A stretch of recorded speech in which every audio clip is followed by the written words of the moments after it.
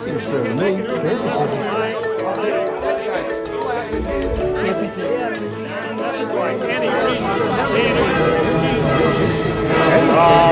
if you don't know what fair is, you can't make it. Unacceptable by any reason.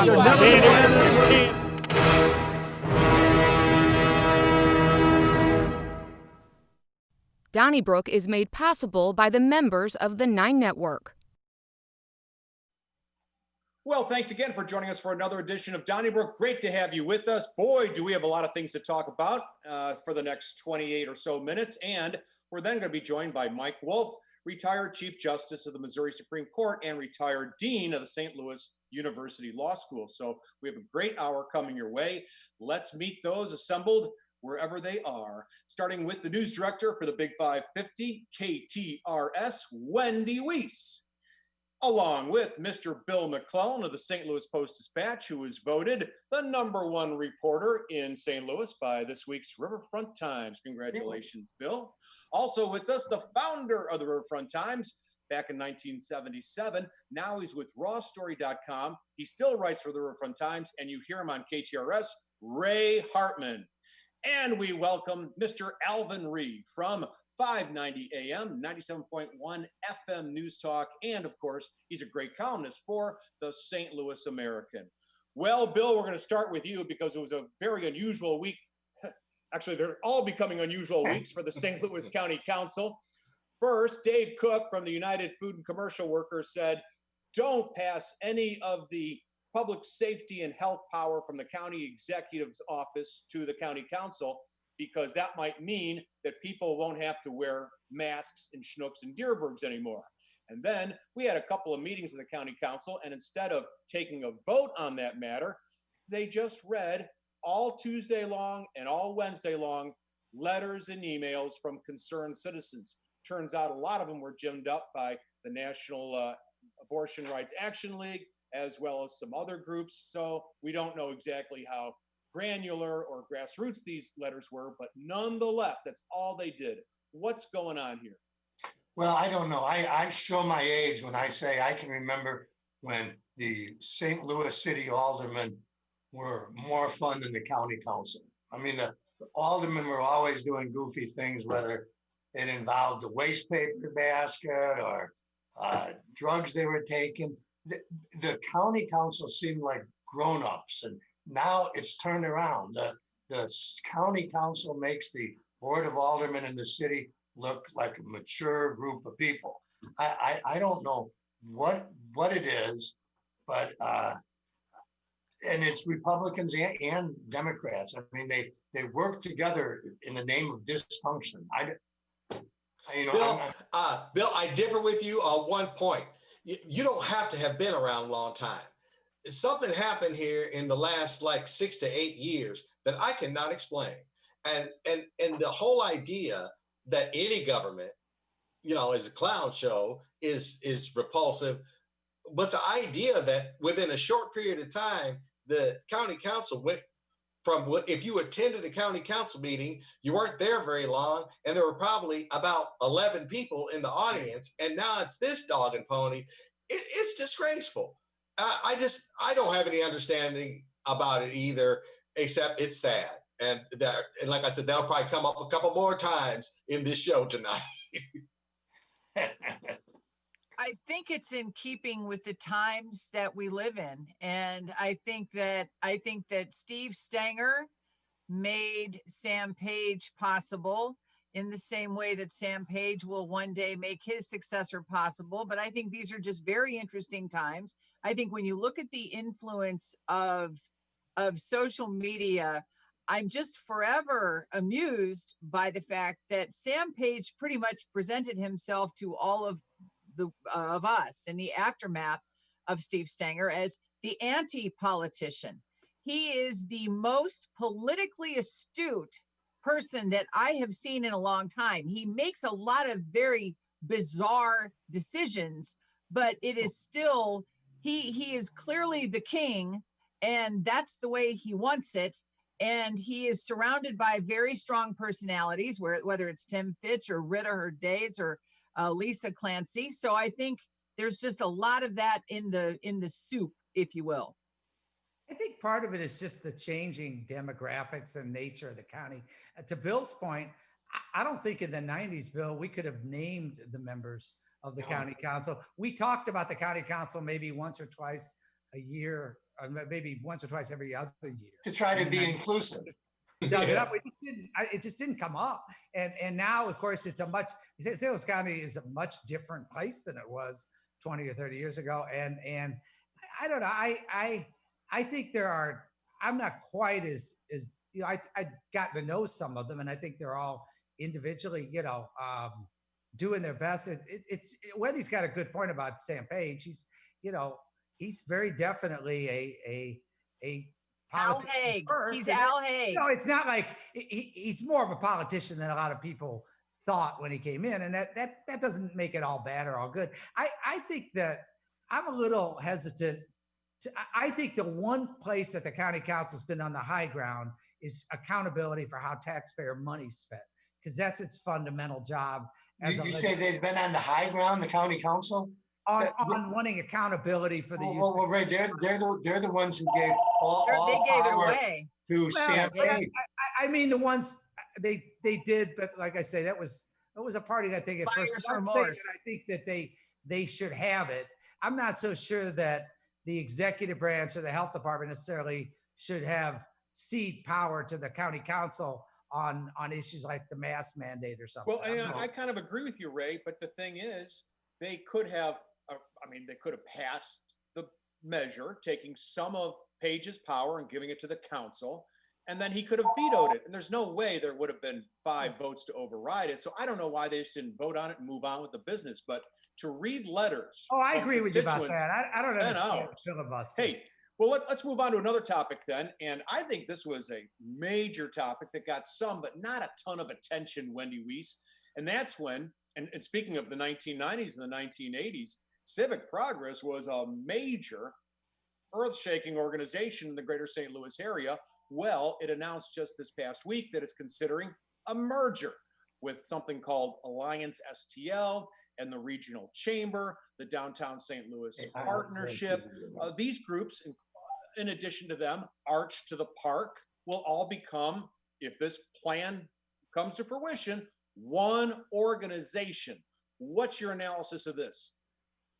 I still think it's very confusing, and I think we have a lot to learn, because the article written by Jacob Kern in the Business Journal makes it very clear that the story isn't the ones who are going to be joining. It's the outlier that appears not to be interested in joining, and that is the Regional Business Council, headed up by Kathy Osborne.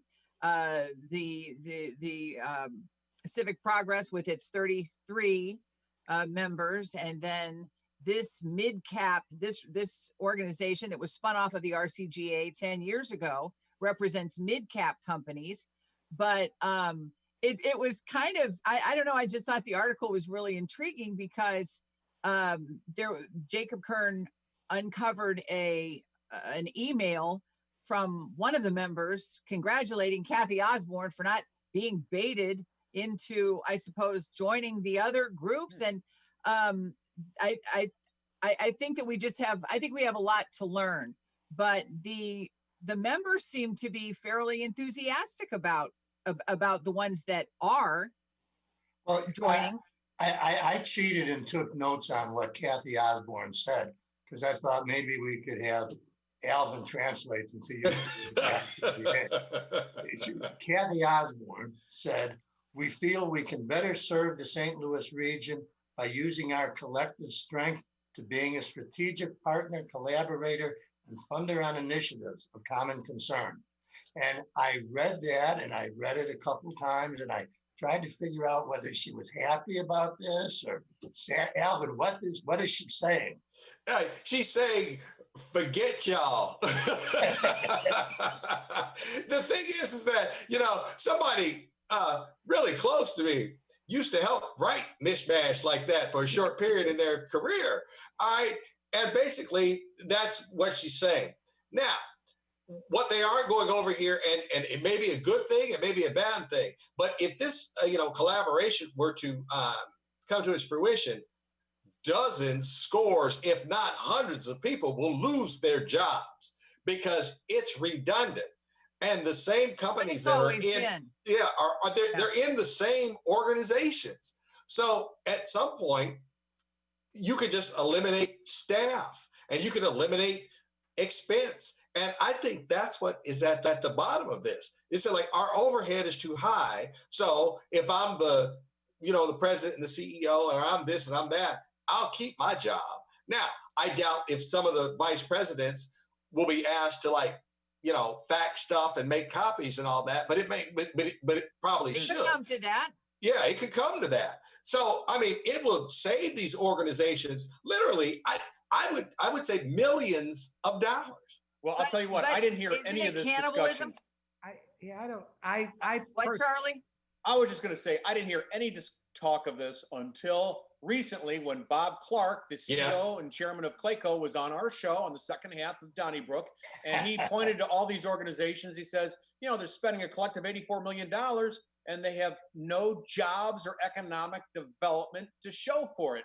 And I wonder if that was a wake-up call for some of these groups. I don't know. I don't know about that, but I will say this. I think the headline on this, to me, if the Regional Business Council, which is, I think, is it 100 fairly mid-sized, large companies? 111, I think. Yeah, I don't begrudge them and wanting to keep their identity. Sure. I thought the headline of this, looking back historically, Bill and I guess would be doing this too much tonight, but is the decline of civic progress's interest to what Bill always calls us being an outpost, a branch office town.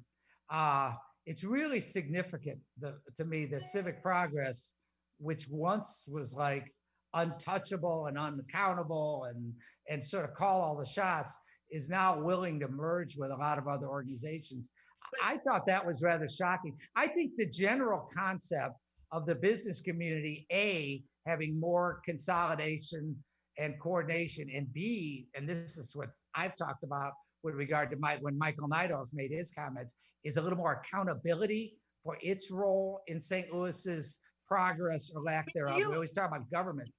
I think that's a good thing that they're talking. Do you really believe, though, Charlie, that Bob Clark was the first time this group has been criticized? And I think that the television general managers or the radio station general managers or the member organizations, I've never heard of anybody screaming for more accountability from these groups, even though they should have. I don't recall it at all, really. I don't either. I agree. I was just going to say, I don't think there's anything to that length on record anywhere, St. Louis media in the who knows how long, where everybody just got called out like that. It could be, Charlie. I mean, I'm not patting myself or any of us on the back, but I honestly think, that was all him. Yeah. Well, we gave him the platform. No, that's what I mean. Alvin, I want to ask you about a poll that came out of, I believe it's called St. Louis University YouGov. Dr. Ken Warren and others headed this one up. And it found that Mike Parson has about a 6-point lead over Nicole Galloway, but the lead narrowed after their debate last week. Also, President Trump is leading Joe Biden in the state of Missouri, but also the state of Missouri, a plurality is blaming the president for actually making matters worse in relation to the protests and the violence related to Black Lives Matter. And what I thought was kind of interesting, more Missourians than not were defending the McCloskeys, Mark and Patricia McCloskey, who apparently, according to most people polled, felt that they were within their rights defending their home and their property. So what do you make of this poll, which just came out 2 days ago? Well, a lot of interesting information. As far as the McCloskeys are concerned, 55-45 on that. I think I wanted to see how the question was phrased, because if it said, do you think they should be prosecuted? I would have to admit, say like, no, I don't think they should have been prosecuted, regardless if they broke the law or not. This is just not worth it. It's just, like I said, this is just some more silliness. And we got too much of that going on right now. I would also say that even the way the question was framed, but do you think they were within their, rights to do that. I think there's a 2-3% of very liberal people, very anti-NRA people who would say, like, I'm not sure I saw a crime on that afternoon there. So you throw that, and that's almost a win for the Gardner side in this state. If it's 52-48, or something like that. So I'm not surprised at all. I'm not surprised with any of the poll, except for 50% of Missourians, if there was a vaccine for COVID-19 tomorrow, said they wouldn't get it. So maybe that tells you everything we need to know about the state of Missouri. Well, I don't know about that. I first of all, on the vaccine, I think a lot of people are concerned. I don't think that breaks down quite easily along party lines. Right now, I think the concern a lot of people would have is they think this vaccine is going to be rushed.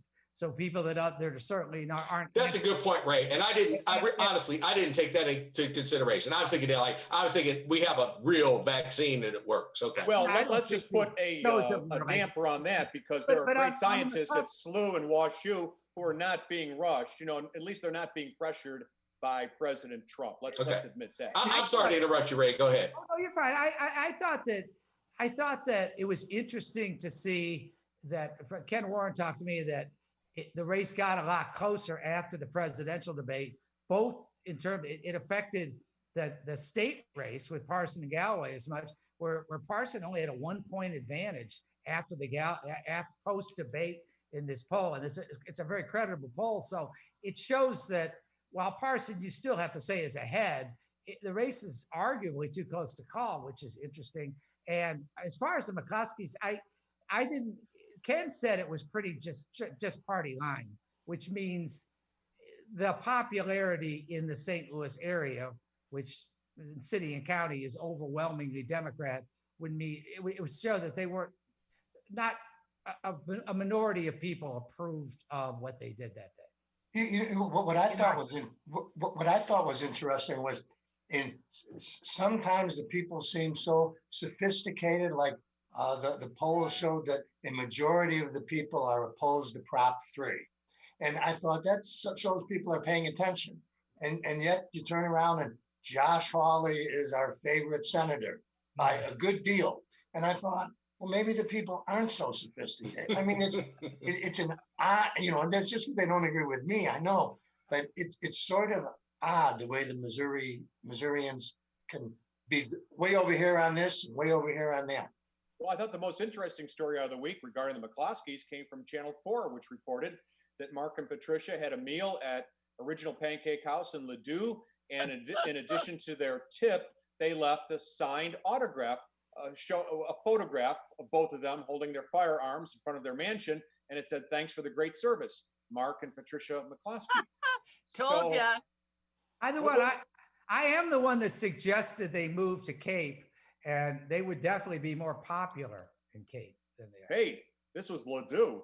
Ray, I want to ask you about a major vote in Illinois in November to raise the income tax. As you know, Governor Pritzker ran on this, and so now the voters have to weigh in on it. And I guess the income tax would go from about 4.95% to almost 8%, and it would go up based on income. But combined with one of the nation's highest property taxes, according to the Wall Street Journal, it's going to make Illinoisans bear the 4th highest tax burden in the country, behind Connecticut, New Jersey, California, and maybe New York. Actually, it might be New Jersey, New York, and California. So, do you think that's a good move? It is for me. I live in Missouri. I know. I'm ready. Sure. No, actually, I think it is. First of all, Governor ran on Ray is a Missouri billionaire, right? Like the rest of us. Yeah, right. Missouri. I think the thing that, first of all, it's he ran on it, and he's governing on what he ran on, so they're good for him on that. And secondly, they do also have something in Illinois, which obviously every state, every region has its issues, ups and downs.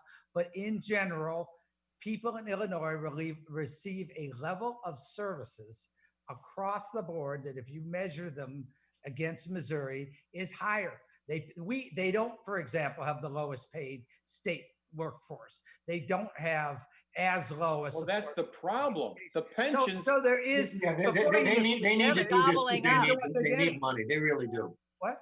I said, I think the governor's doing the right thing. They need money. I mean, their pension system is just anything they could do to make money, they should do. And they are. They're being good about that. But Bill, people are gonna move. In fact, Yes, you know, they in the are. last 10 years from 2010 to 2020, only 4 states lost population, and Illinois was one of them. And people are gonna move. They're gonna move to Tucson and Nevada and Florida. The people with money maybe are gonna Missouri. get out. Charlie, the people are moving because of the weather more than the tax. I mean, no. I mean, I'm from Chicago. I know a bunch of people who moved to Arizona and California.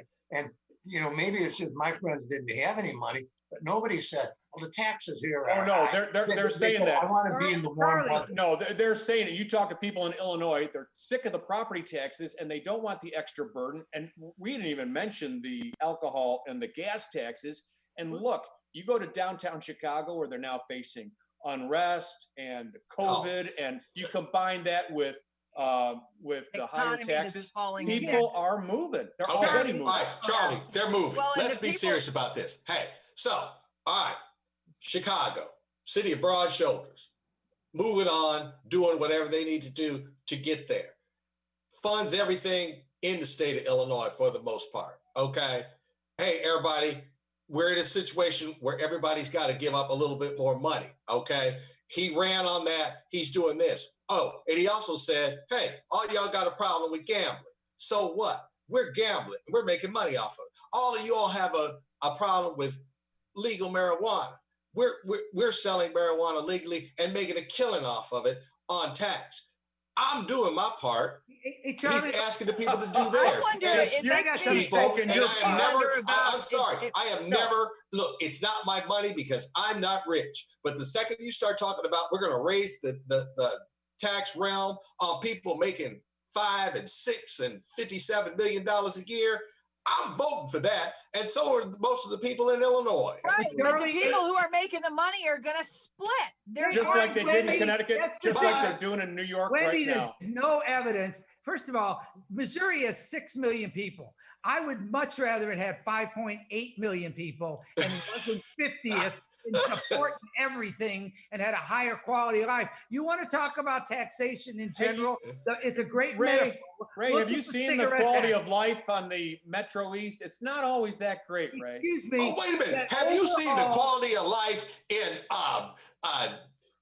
careful. Cape Girardeau, some parts of it, Sykeston, Nixa, Let me tell you what's Poplar going on. Charlie, how Bluff. about the tobacco tax? There's a good example where St. Louis has about 1/8 the national average in tobacco tax, and we have tobacco tourism from Illinois. You think we're better off because people are coming to across the border to get cigarettes here? Do you see? My point is they get the revenue from tobacco taxation. It's not from much. that. Ray, they have- Even Ray, if no, the let's look at the amendment, even numbers. if it passes, They have this is 100 something that is pandemic. graduated and will take a very long time to be realized. You understand that, right? This is not gonna, it's not gonna like be like flipping a switch. Well, I'll say this. They have a $135 billion unfunded pension deficit. And you just can't sell enough medical marijuana to overcome that. Charlie, You're going to have to cut those pensions, Bill. Charlie, Benjamin Franklin, penny saved is a Will, penny earned. You see, Right. everything you can do. I mean, you just work toward it. You don't say, well, we have no hope, so we're not even going to try. I think the governor's doing a good thing. And if the uber wealthy move out of Illinois, I'm surprised they're still there given the weather. I just wonder about Okay. his political aspirations. It's the exact opposite of Missouri's attitude that we don't want any more revenue. We got to cut everything. And what do we have to show for being such a low tax state? And by the way, by your Actually, logic, living- Charlie, the whole world What's already wrong with living in Missouri? because we're so low tax. And by your logic, we'd have 9 million people there by now. because I think Missouri's a pretty good place to live from, I If don't the know. aforementioned No, it group isn't in of a regional pandemic. people were to bring these jobs here, we would have 9 million people. You know what? Hey, we aren't let's doing- move on. Look at Because- the challenges of the health departments right now. look at the challenges we have as a state because we're so underfunded. Our correction. I got to tell you something, Ray. Missouri's had a better track record in COVID than Illinois in terms of deaths. No kidding, because there's 27 more people living. More people. That's a lot more people. No, per 100,000. We are better. They're than all Illinois. packed on each other. Charlie, have you been to Chicago? Updated numbers on that one. I have been to Chicago. All right, that's what I Thank you. thought. Now, but have you, Wendy, been to West Virginia? Because West Virginia. I have. Have Me you too. really? That's great.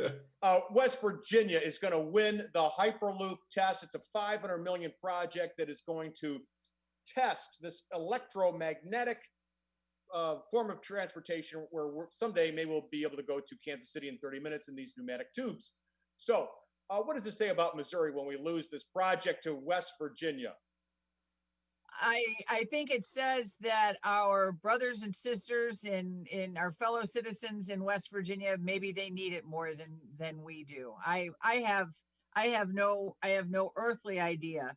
I was kind of excited about it. The thought of getting to Kansas City in 5.5 minutes was appealing, but yeah, West Virginia has it, and are they still they're still a fairly prized state in some political quarters, so who knows? You know, Wendy, it's interesting you said earthly, because the reason I couldn't get excited about it is I prefer to focus on subjects that I'm going to be on earth for. So Not your great, yeah. All right. It's going to go to Pittsburgh first, and then they're going to run it to New York, and West Virginia is going to be the new California.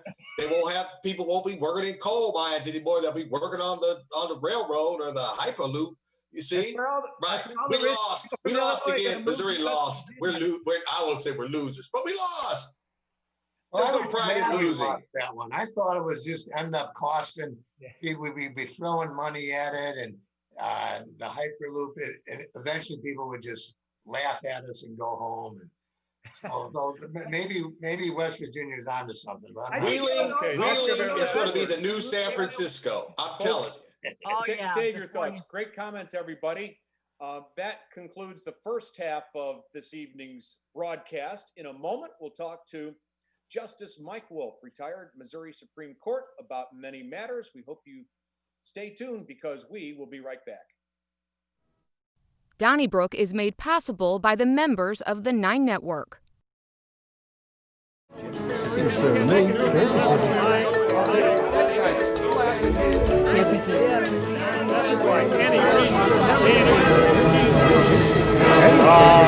if you don't know what fair is, you can't make it. Unacceptable by any reason.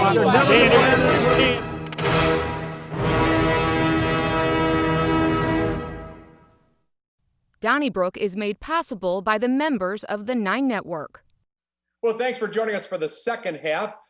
On this portion of Donnybrook, Part 2, we welcome Justice Michael Wolff, retired from the Missouri Supreme Court. He was the Chief Justice there, and also he's the retired Dean of the St. Louis University Law School. Justice Wolff, thank you so much for joining us on Donnybrook. How are you? Happy to be here. Thank you. Nice to see you all. It's our honor and pleasure to welcome you. How do you think the absentee and the mail-in voting are going right now in Missouri? It's kind of new. It's not entirely new, but it certainly seems to be the rage during this pandemic. And there's been some controversy over the notarization requirement and other issues. Overall, I think that people may have to take some extra measures to get themselves educated about how to vote. The legislature this year, and just for this year, passed some additional things under which you could vote absentee without notification. Those of us who are over 65 years of age, or others who have asthma or lung diseases or immune compromised situations, can do that. You can apply for an absentee ballot. The absentee ballot comes to you in the mail. If that's the way you want to do it, fill out the ballot, put it in an envelope, fill out the envelope.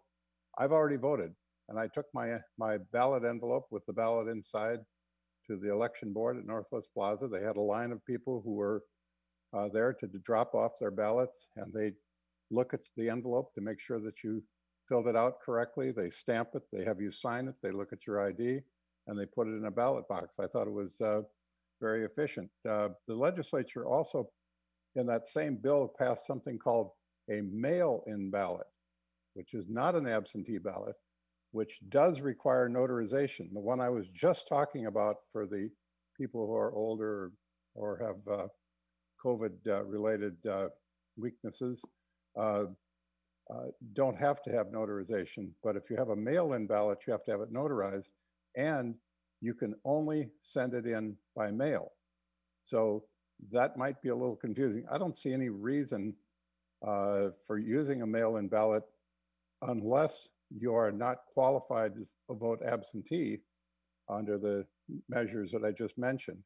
You can also go to the election board or to one of the satellite locations, which the city has already set up at 4 public libraries, or in the county, there's some things, I think they're opening the 22nd of October, where you can either drop off an absentee ballot or you can vote absentee in person, mostly on the grounds that you expect to be absent on election day.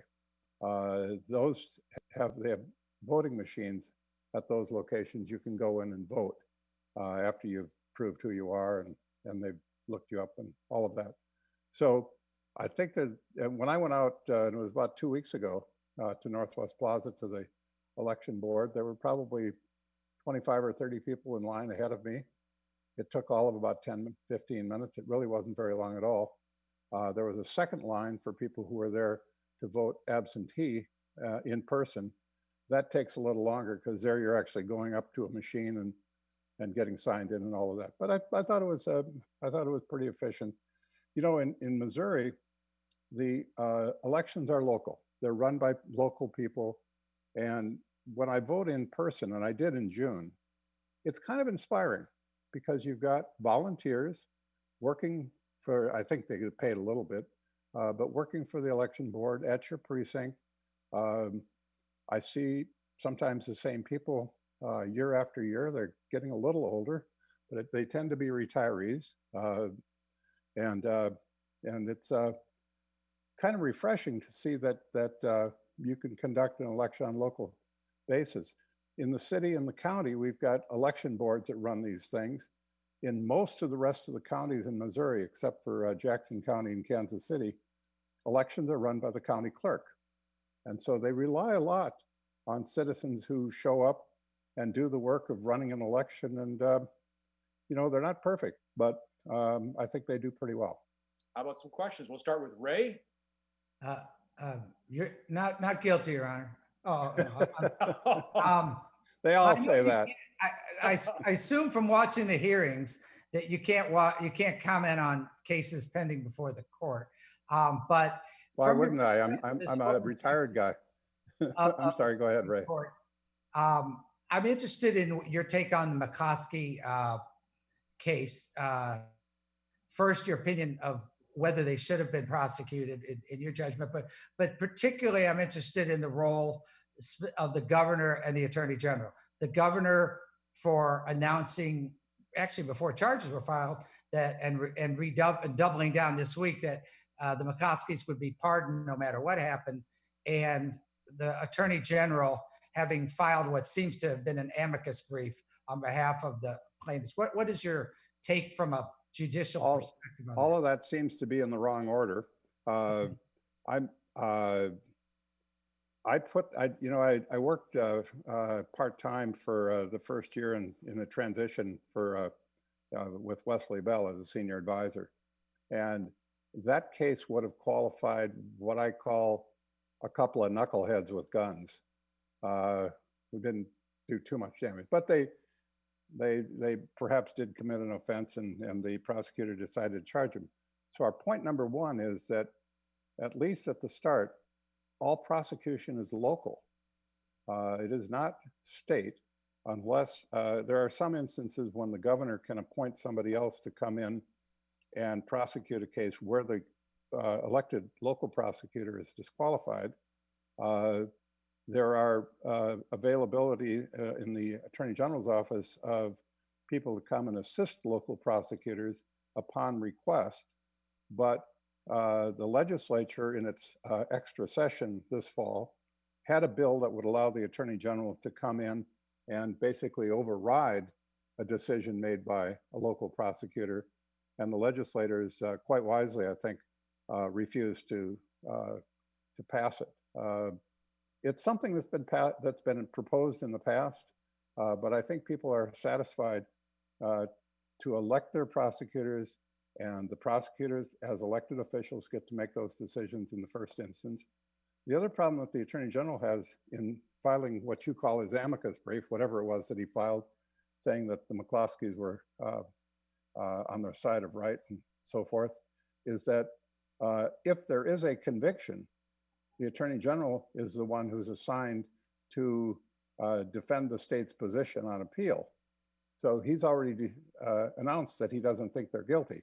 Now, there are instances when the Attorney General will get an appeal from a local jurisdiction where the Attorney General's office doesn't think that the person should have been convicted. And sometimes they'll be good enough to come to court and tell the appellate court, we think that there was an error made here, or we think that this was a bad prosecution, and therefore we think that the case should be reversed. That's appropriate for the Attorney General to do that where they see defects in the prosecution.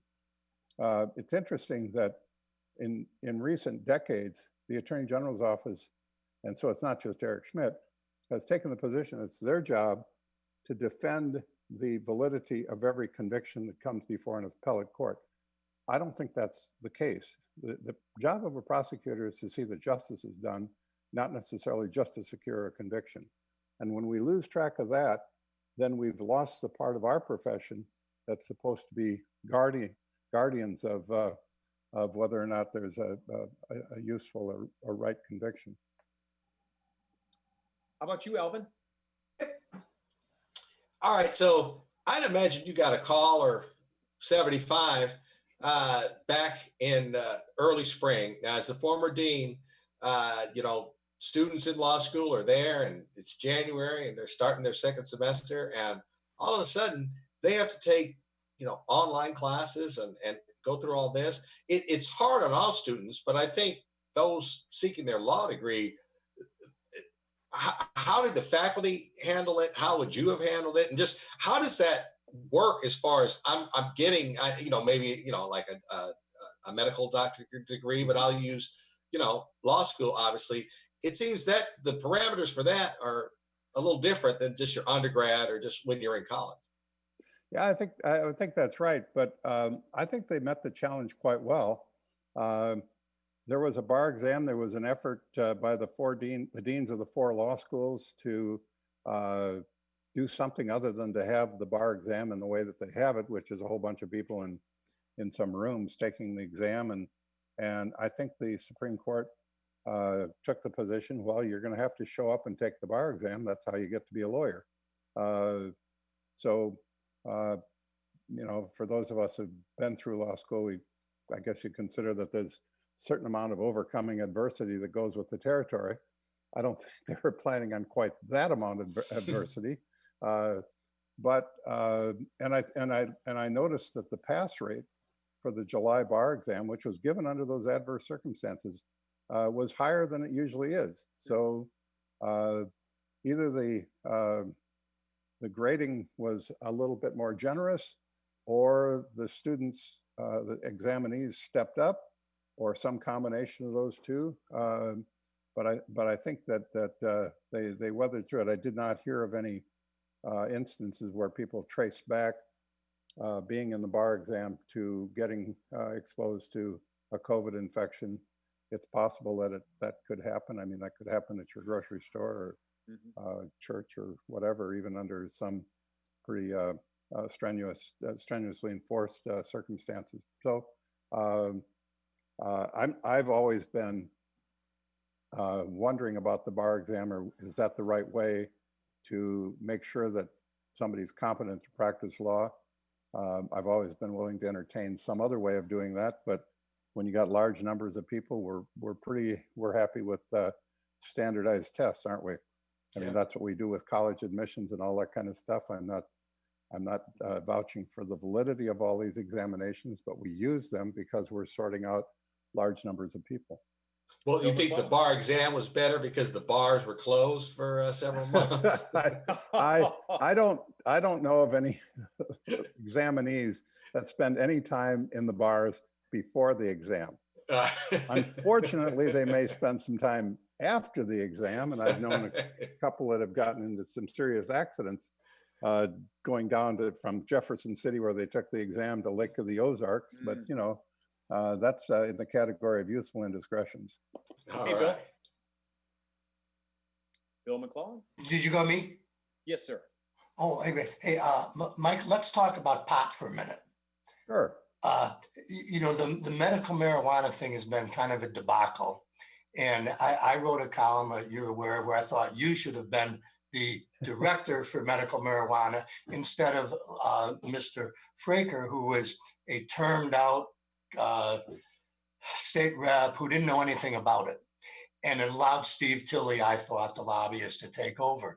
Now, if we go in a couple of years to full legalization, will there be another opportunity to do this right? I mean, will there have to be another amendment passed or what? Yeah, I think that the legislature, by the way, can legalize marijuana for recreational sales or whatever. The amendment that was passed, and the reason that people associated me in somewhat with this, and that was there were 3 propositions on the ballot, and I wrote an op-ed which the proponents of And it was the excellent. passed sorted them out, because one of them was in the kind of crazy category, and I'm being generous. One of them was Steve Tilley and the gang's statutory change. They kind of gave up their little campaign because they figured they could live with the constitutional amendment that ultimately did pass, and it passed by 62% of the vote. And I thought that the voters got it right. The problem was created by the administration in limiting the number of licenses that they were going to. The amendment itself said you had to have a certain number as kind of a minimum, but it wasn't about maximum. So they set maximum numbers. The problem is that then they had about 800, I think there were 600 or 800 applicants who were denied their applications. Some of them had applications that were quite similar to the ones that were granted. Right. So that there was, again, the smell of favoritism when that comes up. Some that may have even been better applications than some of the ones that were granted. And so you wonder, and they were associated with people who were sort of like, it became perceived as an insider's game. In the meantime, you've got 600 appeals pending before the Administrative Hearing Commission, which hears appeals from the denial of the licenses. That means that every one of those applicants probably has a lawyer that they're paying. They've already shelled out, I think, a few $100,000 or more in consulting fees to prepare the application. There were people from Colorado and other states that have legalized medical marijuana and marijuana in general. We're doing a land office business with Missourians who wanted to apply for licenses, and they were charging a lot of money. And then the state has to hire some lawyers to defend all those appeals. Well, the money that the state is spending is money that should otherwise be going to the veterans' homes, which is where the proceeds of this are supposed to go. So we seem to be wasting a lot of money on appeals that I don't know what's going to happen with them. And then there's some other litigation about whether or not this was an insider's game that the courts should rectify. I was approached by a number of people who said, "Would you help us with this?" And I said, "No, I don't know anything about the marijuana business." I knew about the difference between the three, between and among the 3 propositions. I know only one thing about the marijuana business, and that is I was wondering why I would go to a doctor and get a certificate and do all that kind of stuff when Illinois was on the verge of just making marijuana legal. Why wouldn't somebody just drive across the river?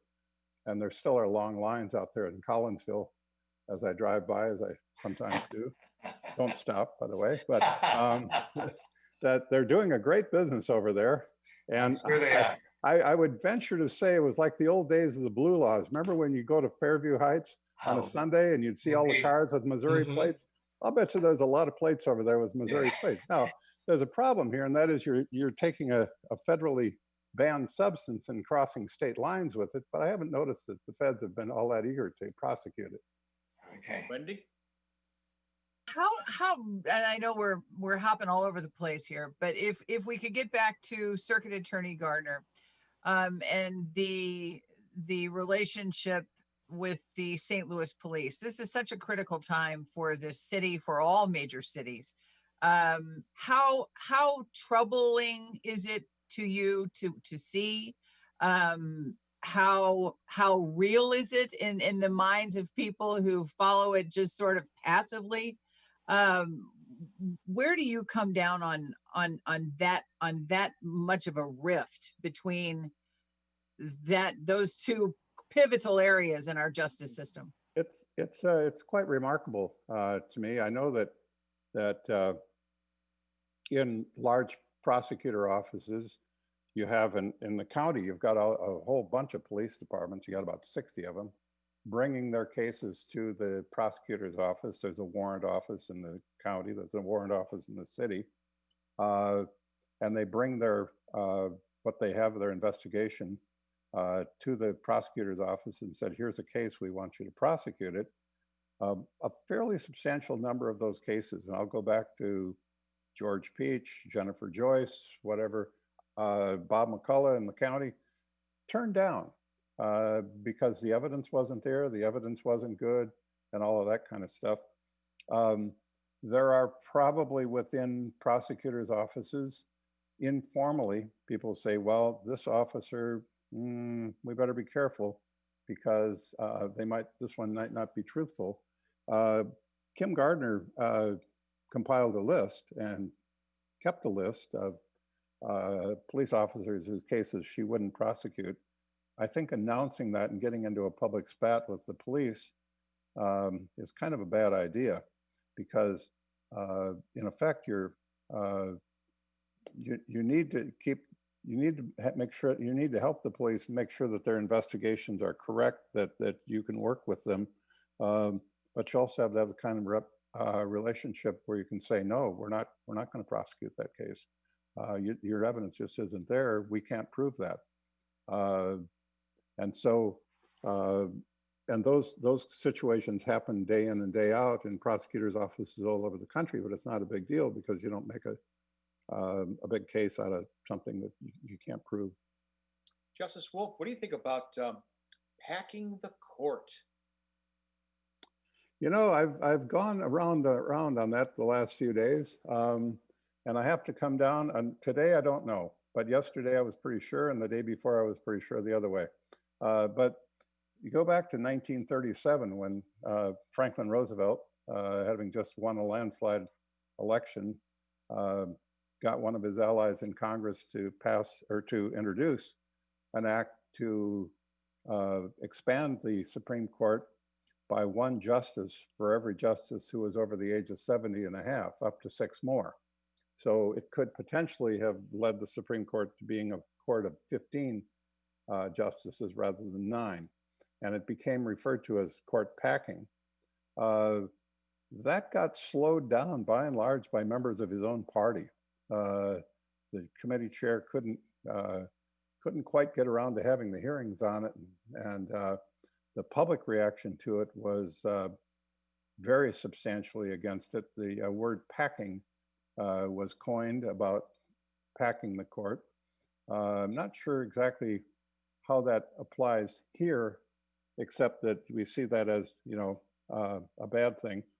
In most Western democracies that have Supreme Courts, we're I think about the only ones who have lifetime appointments. There are many of the courts of final jurisdiction in other countries have more than 9 members. In fact, the number of members of the Supreme Court of the United States is set by statute by Congress. And it's only been 9 since I think the middle of the 19th century. So there have been fewer. I think we started with 5 or 6. And so it is within the power of Congress to do that. Now, the question is, should they? And the real question is, well, what is the Supreme Court's role and how has it changed? The Supreme Court, over the long history, has not really struck down that many laws. I mean, it's not explicitly in the Constitution that it even has that power, but in Marbury versus Madison, the court indicated that it did. Wasn't exactly the holding, but we've accepted the idea of judicial review, which puts judges in the position of judging the validity of statutory enactments by legislative bodies. And I think there's been something like in the Roberts era, quite a lot of decisions on major issues that are decided by 5-4 votes by people who are not accountable to the voters. One of the things, by the way, that happened with Franklin Roosevelt's time is that one of the justices of the Supreme Court, Owen Roberts, switched and voted to uphold the minimum wage law. And they started referring to that as the switch in time that saved 9. It wasn't exactly true because apparently Justice Roberts had voted that way before the so-called court packing thing started. So it's a nice historical note, but it might not, like a lot of historical notes, it might not be accurate. But nevertheless, so there's nothing sacrosanct about the 9. The question that I come to is, well, if you have, say, by accident of history or circumstance, an opening in 2016, and Congress refuses to consider it, that's kind of maybe an unpacking, or the circumstance where you've got 3 vacancies during one term of a president. Well, that's pretty unusual. Jimmy Carter served 1 term as president, had 0 vacancies. So there have been a number of things. So the reason that I refer to the politics of it is that it has become, in recent decades, a very politicized institution. I think, sadly, by the way, we used to not think of the Supreme Court as being all that political, but in the 1960s, Lewis Powell, who was then a lawyer in Richmond, Virginia, later became a justice of the Supreme Court, wrote a memo to the Chamber of Commerce, I believe, of the United States, saying, you know, we've got to get involved in judicial selection. The idea that the business community should get involved because there were so many decisions coming up that had to do with business. So they did. And some years later, the Federalist Society, funded by some corporate donors, began recruiting young conservative lawyers to ultimately be for the bench. By the time Trump ran for president, he had his list of people from the Federalist Society that he would appoint to the United States Supreme Court if he were elected. Virtually all of the Court of Appeals judges that he's appointed, and there were a lot because Mitch McConnell refused to confirm any judges of the Court of Appeals. About the last 100, there were about 100 vacancies when Trump took office. So there's been kind of a shift. I don't pay that much attention, as much attention to the kind of social issues that have become part of the court's role, the abortion decisions, the same-sex marriage, and so forth, as we should be paying to, well, what is the receptivity in the courts to, say, corporate interests? And has the Supreme Court gone too far in making a political weapon out of the free speech business? When the court got in the business in the 1970s of deciding that corporations had the right to free speech the same way as you and I do, there was a shift that took place that culminated with the Citizens United decision in 2010 that authorized or that protected the right of corporations, of corporate money, and allowed corporate money to go into the political bloodstream. one of the premises I think that the court assumed was that it would be transparent, that we would see where the money was coming from, and therefore that democratic principle would be fulfilled. Well, it turns out, no, we've got these things that are out there with lots of money flooding the system. In the Judge Barrett nomination process, there's tens of millions of dollars that have been spent already. Yeah, go ahead. I'm afraid to say that your words will be the last ones because we are flat out of time. But thank you so much for illuminating us the past half hour on various topics. Justice Wolff, thank you so much for joining us on the 9 Network. My pleasure. Donnybrook is made possible by the members of the 9 Network.